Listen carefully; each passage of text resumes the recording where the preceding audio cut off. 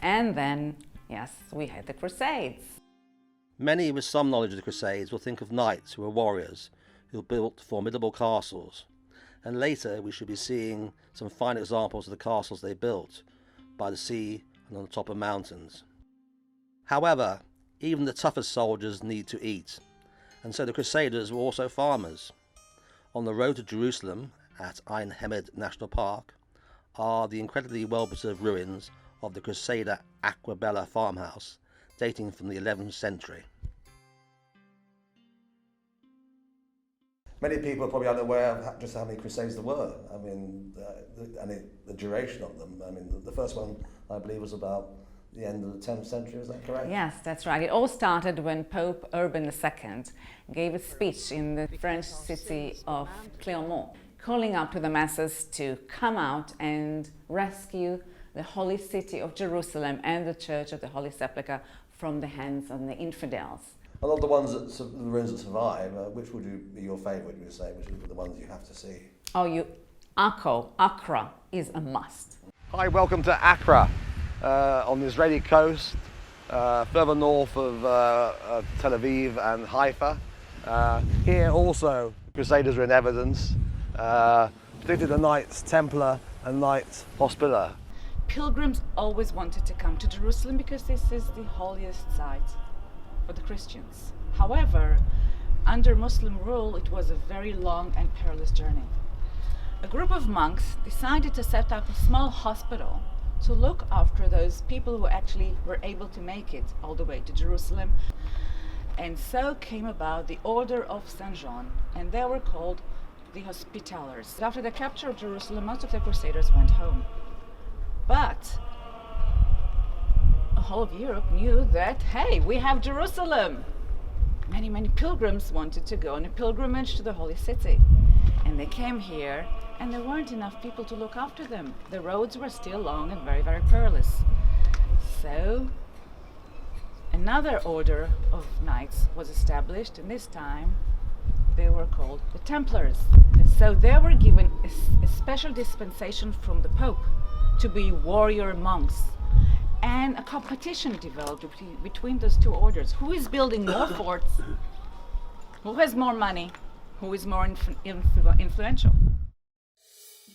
From the seafront of Acre, where numerous restaurants and small hotels are situated, narrow old passages run through to a warren of streets filled with Arab market stalls.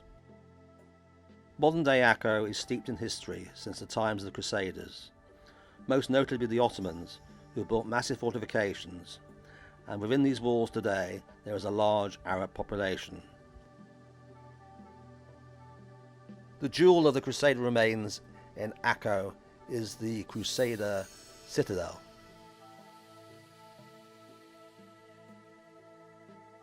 So where are we? You remember the Ottoman prison that was built? In the 1990s, they decided, let's go and see what's underneath. They removed the yard, which was right above our heads, and this is what they had discovered. So actually what we have now in Acre is a two-layered city, where there was a Crusader street, we have a modern street. If you look over there, you see what the place used to look like. Now you could see that they didn't go the whole way. This is still left for future archaeologists to dig out. Keep your head down low in these tunnels, or risk coming up against solid stone. People were a lot shorter in the time they were built.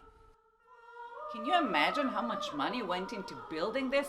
They have a double tunnel here, and I mean, it's a fortune. So, this was discovered when? 1990s. That's Really recently, just because this lady had a clock tower. So what became of these once powerful Knights Templar, who left so much we can appreciate today? You name it, they're accused of it. And when you accuse people in the 14th century, what do? In order for them to admit their hideous crime, you torture them. And what do you do under torture? You confess anything, right? Yeah.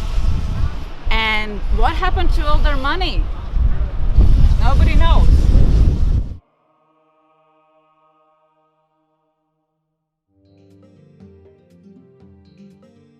Well, Acre was certainly impressive and whetted our appetites as we continued our travels looking for more Crusader discoveries.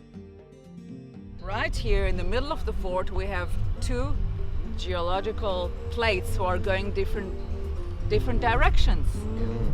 On the road within Israel, the scenery changes rapidly, from seascapes to mountain scenery with inland seas.